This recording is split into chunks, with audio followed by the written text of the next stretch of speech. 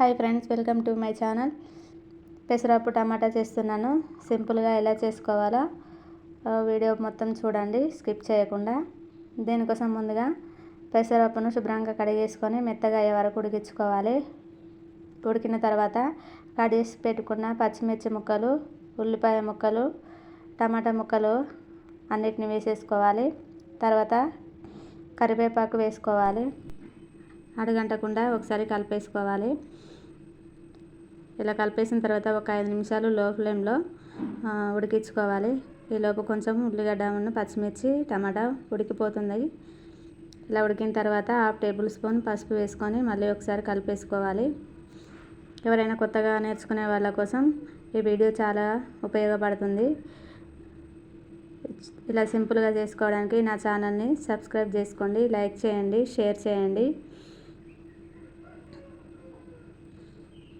ఇవన్నీ కలిపేసిన తర్వాత టేస్ట్ సరిపోయేంత ఉప్పు వేసుకోవాలి. 2 టేబుల్ స్పూన్ల వరకు కారం వేసుకోవాలి. పచ్చిమిర్చి వేసాం కాబట్టి కొంచెం కారం తక్కువ వేసుకోవాలి. మొత్తం కలిసే వరకు కలుపుకోవాలి.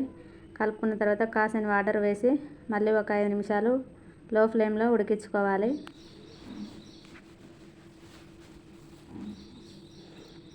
ఇలా టమాటా పప్పు పూరీలోకైనా కానీ, చపాతీలోకైనా కానీ, అన్నంలోకైనా చాలా బాగుంటుంది. ఇలా వాటర్ పోసిన తర్వాత ఎల్లిపాయ, జీలకర్ర దంచి వేసేసుకోవాలి. అడగంటకుండా మధ్య మధ్యలో కలుపుకుంటూ ఉండాలి.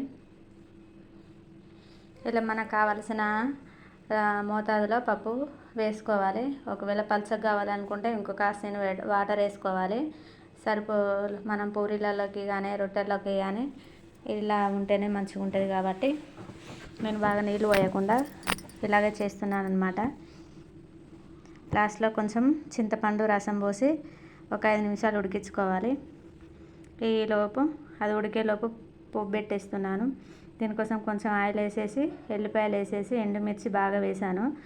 పప్పులో తాలింపు అయితే స్మెల్ బాగుంటుంది కదా, అందుకోసం నేను ఎల్లిపాయలను, ఎండుమిర్చి ఎక్కువ వేసేసాను. ఆవాలు, జీలకర్ర, కరివేపాకు వేసుకున్నాను. అవి ఫ్రై అయిన తర్వాత ఉడికిన పప్పులో వేసేసాను. అంతే, టమాటా పప్పు రెడీ అయిపోయింది. ఈ వాసనకే నోరు ఊరిపోతుంది. మీరు కూడా ఇలా ట్రై చేసుకోండి, సింపుల్గా అయిపోతుంది. చూడడానికి ఎంత బాగుందో చూడండి. పూరీలోకైనా, చపాతీలోకైనా, వేడి వేడి అన్నంలోకైనా టమాటా పప్పు చాలా బాగుంటుంది. Thank you friends.